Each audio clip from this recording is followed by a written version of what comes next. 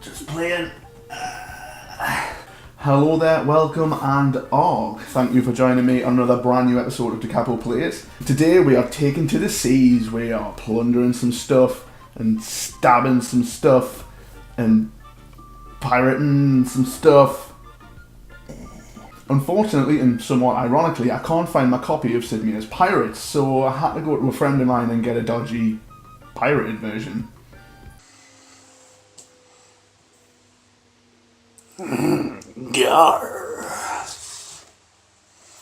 Now, I haven't played the original Sid Meier's Pirates, which was released on most platforms between the late 80s and early 90s, so I can't really comment on that, but I do know it got shining reviews. I have, however, played the version that came out in 2004, and as far as I can tell, it's more of a reboot than anything else. It's all of the same mechanics, but in a shiny 3D world. And another thing it has in common is that it got really good reviews as well from critics and players alike. When I first played this in 2004, it would have made me about 13 years old. I remember loading it up into my dad's PC and having a really good time with it. Anyway, all of that aside, let's dive right in. See what I did there? Sorry. All of that aside, let's dive right in and see if it's as good as I remember it being.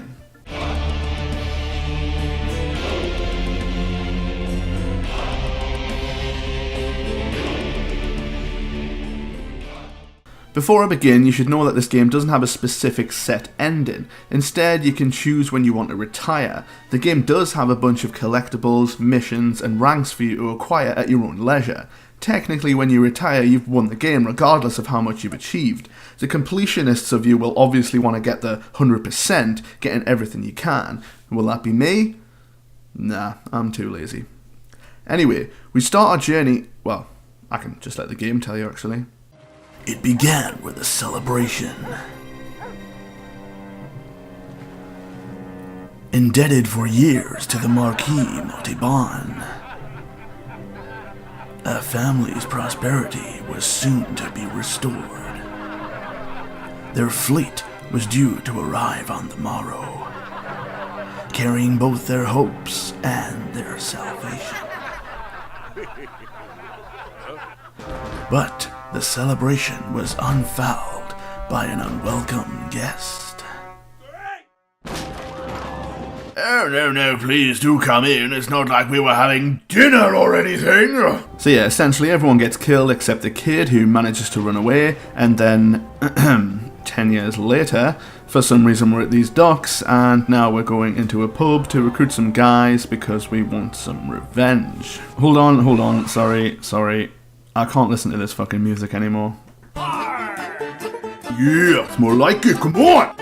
So this is where our journey really begins. This is where we get to choose a name. Captain Long One. We also get to choose which country we'd like to sail with. Well, I hear the Dutch are pretty lax with their laws, so yeah, we'll go with them. Turns out we made the wrong decision because the captain's a total shit sniffer who loves to stick his foot in and around my arsehole. Turns out the Long One family have a long history of not enjoying having feet shoved up their arse. So this little scallywag loses his shit, bear hugs the captain, and a mutiny is afoot. But fear not, because one conveniently placed swinging kick later, and this captain loses his marbles quicker than a guy whose favourite marble bag has a huge hole in the bottom, but he refuses to get a new one because, well, it's his favourite. After this little ruckus, you take control of the ship, just because, and now we are on our journey to avenge our family. This is where our game actually starts, and the first thing Long One does is arrive at a friendly port. This is where all the important stuff happens. You can meet with diplomats and religious characters, which helps build relationships, and when they're impressed enough with you, they'll even increase your rank with that particular alliance. Whilst chatting with these guys, they can ask favours of you, like transporting a new governor, giving information on ports to attack, and even babysitting their daughter so Mr. and Mrs. Governor can have a well-deserved evening of peace and fornication.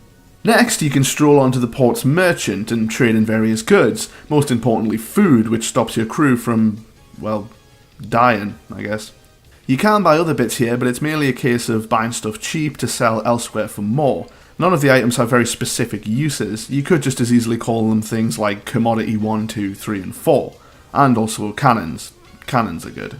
After that, we swing on by and visit the shipwright, who will not only buy and repair ships for you, but visit the right ports, and you'll meet skilled shipwrights who can improve your vessel with things like better armour, sails and guns. And yes, that is my face on the sail. This isn't something you can do in game, but because I'm a bit of a fucking whiz kid, I did it anyway. And finally, saving the best for last, you can visit the tavern, which is probably the most volatile place in existence. No shit, Sherlock, shut up, I'm talking.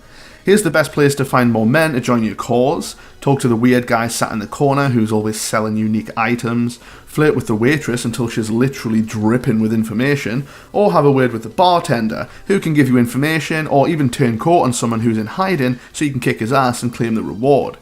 So we've had a nice look around the port, bought some food and have a few leads to work with. As we set sail again, I decided we need to strengthen our armada.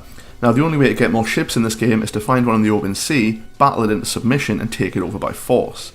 The sea battles in this game are really fun. You can get 3 types of ammunition, including regular cannonballs for good all-round as well as good long-range damage, the grape shot, which is a bit like a huge shotgun, is good for doing hull damage up close, and finally the chain shot, which is mortared onto the enemy ships to destroy their sails and fuck up their crew. That all sounds very good, but what does it all mean? Why does it matter what kind of damage you do to a ship? Well, that depends on your objective. If you're just wanting to destroy the enemy ship, then a mixture of all 3 can work wonders, dealing good overall damage to the ship, leading to an easy sinking. If you want to capture the ship, however, you can do this in 2 ways. One is to beat the ship into submission until they're waving the white flag, where you can simply approach the ship and it's yours. But this will leave the ship with a lot of damage and very little crew, so it will cost you a lot to fix, and you'll need to use more of your own men to man her. Perhaps a better alternative then would be number 2, which is to try and contact the enemy ship whilst still in battle. If this happens, then a second stage starts, where you have a one-on-one sword fight with the opposing captain. The only issue is the amount of men you both have will start to count down as you battle. They fight away in the background, and if you lose all your men, you're forced to surrender. If you win, however, you get a perfectly unharmed ship with a decent sized crew all ready to sail her for you. A good way to make sure you win is to fire off a few chain shots on your approach. This will not only thin out the ship's crew a little to make the sword fight easier, but it will also damage the sails, making it harder for the ship to outrun you. Yes, this will cause a bit more damage, but it's sometimes worth it to guarantee a victory on the deck. It really can get quite complicated deciding which method to use, especially in the harder difficulties, but remember you can scout the ship out beforehand to see how many guns, crew, and what type of cargo it will be carrying.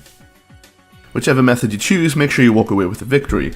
I chose the destructive method this time, so I need to pop to the nearest port to get my ship repaired because it's severely damaged and severely undermanned.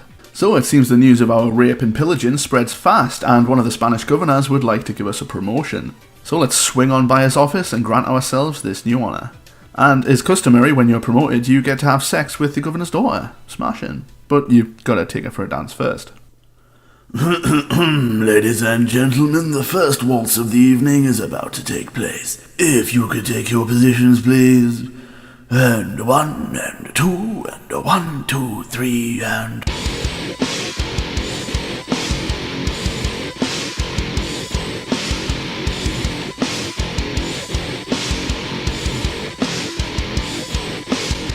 Now, the dancing in this game is one of the least pleasant things I've ever done. Essentially, you have to keep an eye on your partner and wait for her to make a gesture in one of the fucking 9 directions that she can point. Then you have to push the corresponding button. As long as you do okay, you'll get the desired result, being a bit of information at the end. There is, however, a second level of success with dancing, where if you hit her gestures in perfect timing where you gain an extra heart so many times in a row, you'll get something better in the end, like more juicy info or a new item. Doing this, however, seems fucking impossible. I mean, I'm a musician, I've played drums for more years than I can count. This shouldn't be an issue for me. But somehow, no matter when I hit the button, it was never the perfect time. On more than one occasion, I'd hit it perfectly and get the extra heart, only to hit it at exactly the same time on the next move and not get a heart. I mean, what the fuck? Luckily, I don't care about this because dancing is stupid, and the governor is stupid, and you're stupid. Now you've learned all the basics of the game, from this point on it's really just a series of events that happen until you decide to retire. Yes, they're all fun, but they're all kind of similar, so they wouldn't make for an incredibly exciting video if I went into depth on my whole journey. So instead I'm going to give you the bullet pointed rundown of my journey, accompanying a montage of such events happening. Please enjoy, and always remember, cats originally joined ships to take care of the rat problem, but they stayed for the atmosphere.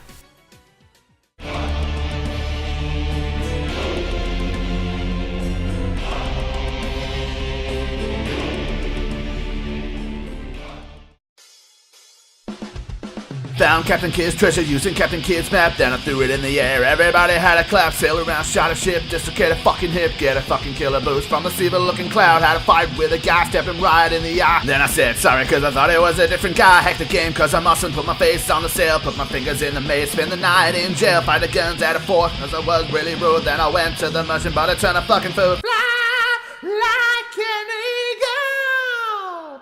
Killed a guy cause his head was made of animal fur. Talk to him, talk to him, talk to him, and talk to her. No matter how hard I fucking try, I can't find my sister. It's a good job I already paid to have an obituary taken out in the local newspaper.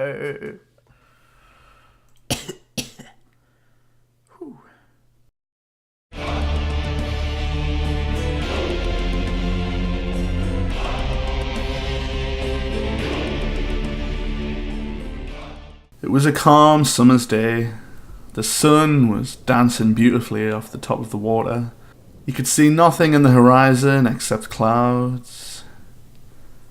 And Long One turned to his men and said, Alright, boys. who am I kidding? He's from Essex. Anyway, Long One did say, I think it's time. I'm getting on now. I'm 23. I'm still in fair health, but I want to live out the rest of my days in peace. With a beautiful woman, perhaps. Maybe a dog. Or a seal. Or a parrot? Is that what pirates have? Yeah, he probably said parrot. Anyway, it was on that fine day that Long One decided it was time for him to retire. So, what did he do? He sailed on one last voyage with his armada. They drank and partied until, they were lost. But Long One didn't want his men to know they were lost, so out the corner of his eye he sneakily saw a road sign for St. Martin's. To St. Martin, boys, he yelled. Didn't you know that's where I always wanted to lay my hat? No, none of the crew did, funnily enough. Because he just made that up. But still. His crew agreed to accompany him, so after navigating a really awkward island, there we go, it was off to St. Martin. Once there, it was the ultimate job of dividing up the ships and the loot and saying goodbye to his men. You'll be happy to know that Long John settled on a nearby island and made money by breeding sand sharks to sell to pirates. Oh, and he found his family. They were just there, on the island. The end.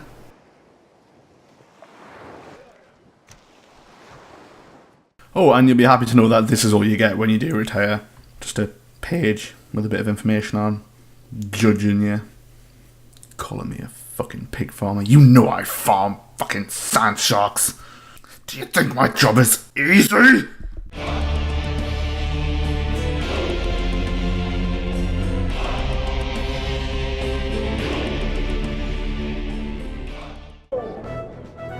Nope.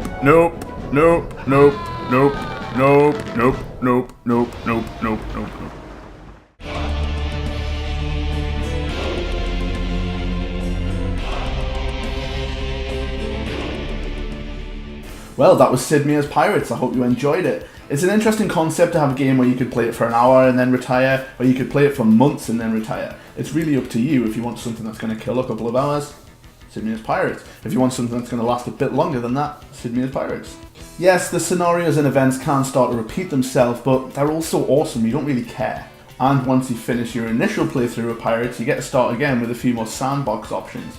You can choose a harder difficulty, you can choose different skills to have, and you can even choose what time you want to start the game in.